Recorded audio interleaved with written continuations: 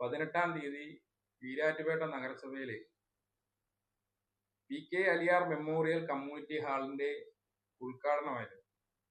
ആ ഉദ്ഘാടനവുമായി ബന്ധപ്പെട്ട് ഇടതുപക്ഷ കൗൺസിലർമാർ വിട്ടുനിൽക്കുന്നു എന്നുള്ള കാര്യം നിങ്ങളെ ഏവരെയും അറിയിച്ചതാണ്.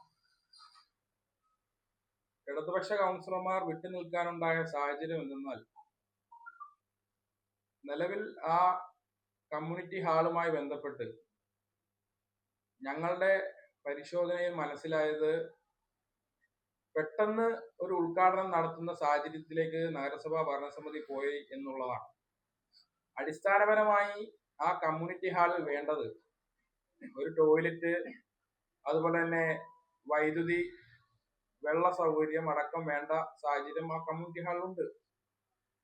ആ തിടുക്കപ്പെട്ട ഉദ്ഘാടനം നടത്തിയത് കൊണ്ടാണ്, അതില്ലാതെ തിടുക്കപ്പെട്ട ഉദ്ഘാടനം നടത്തിയത് കൊണ്ടാണ് ഞങ്ങൾ അതൊരു പ്രഹസനം എന്ന നിലയിൽ ഞങ്ങൾ ആ പ്രോഗ്രാമിൽ നിന്നും വിട്ടുനിന്നത്. നിങ്ങൾക്ക് മാധ്യമപ്രവർത്തകർക്ക് ആ ബിൽഡിങ്ങിലേക്ക് ചെന്ന് പരിശോധിച്ചാൽ മനസ്സിലാവും. നിലവിൽ 2 ഫ്ലോറാണ് ആ ബിൽഡിംഗ് ഉള്ളത്. ആദ്യത്തെ നിലയിൽ നിരവധി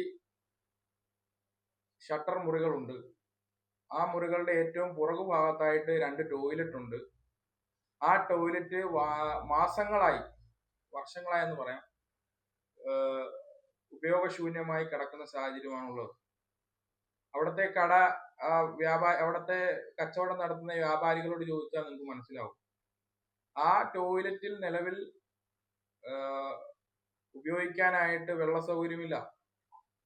നിലവിൽ ആ കെട്ടിടത്തിൽ പ്രവർത്തിക്കുന്ന നഗരസഭയുമായി ബന്ധപ്പെട്ടിട്ടുള്ള സ്ഥാപനങ്ങളായിട്ടുള്ള വയോമിത്രത്തിന്റെ ഓഫീസ്, അതുപോലെ തന്നെ CDSന്റെ ഓഫീസ്, ഈ ഓഫീസുകളിലെല്ലാം നിരവധി സ്ത്രീകൾ ജോലിക്കാരായിട്ടുണ്ട്. ആ സ്ത്രീകൾ ടോയ്ലറ്റ് സൗകര്യം ഇല്ലാത്ത ആ ബിൽഡിങ്ങിലാണ് ഉപയോഗിക്കുന്നത്. അവരുടെ പ്രാഥമിക ടോയ്ലറ്റ് സൗകര്യം അവർ നടത്തുന്നത് ഒന്നല്ലെങ്കിൽ നഗരസഭയിൽ വന്നോ അല്ലെങ്കിൽ മറ്റേതെങ്കിലും ബിൽഡിങ്ങിൽ വന്നിട്ടോ ആണ് നടത്തുന്നത്. നമുക്ക് ഞങ്ങളെ സംബന്ധിച്ച് നഗരസഭയിൽ പുതിയ കെട്ടിട സമുച്ചയങ്ങൾ വരണമെന്നും, ഈരാറ്റുപേട്ട നഗരസഭ വലിയ കെട്ടിട സമുച്ചയങ്ങൾ നിർമ്മിച്ച് നമ്മുടെ നാടിന് ഗുണകരമാകണമെന്നും ആഗ്രഹിക്കുന്ന ആളുകളാണ്. ഈ ബിൽഡിംഗ് നിലവിൽ 55 ലക്ഷം രൂപയാണ് ആ ബിൽഡിങ്ങിൽ നഗരസഭ അഡ്വക്കേറ്റ് ഹാരിസ് ബിരാൻ MP മുടക്കിയിട്ടുള്ളത്.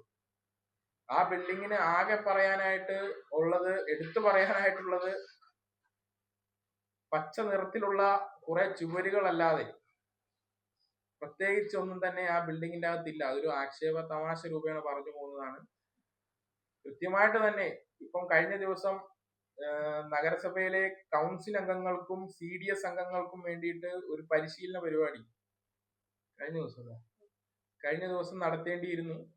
ആ പരിപാടി മുൻപ് തീരുമാനിച്ചിരുന്നത് അവിടെയായിരുന്നു. അതായത് ഈ കമ്മ്യൂണിറ്റി ഹാളിന്റെ ഉദ്ഘാടനം കഴിഞ്ഞ് അടുത്ത ദിവസം തന്നെ അവിടെയായിരുന്നു തീരുമാനിച്ചിരുന്നത്. ശനിയാഴ്ച ദിവസം അവിടെയായിരുന്നു തീരുമാനിച്ചിരുന്നത്. പക്ഷേ അന്ന് അവിടെ നടത്താൻ സാധിക്കില്ല. കാരണം എന്താണെന്ന് വെച്ചാൽ, രാവിലെ മുതൽ വൈകുന്നേരം വരെ നടക്കുന്ന, രാവിലെ ചായയും കടിയും, ഉച്ചയ്ക്ക് ഭക്ഷണം, വൈകിട്ട് ചായയും കടിയും ഉൾപ്പെടെ കൊടുക്കേണ്ട സൗകര്യമുള്ള ഒരു പ്രദേശത്താണ്, അല്ലെങ്കിൽ ഒരു ഹാളിലാണ് ആ പരിപാടി നടക്കേണ്ടത്.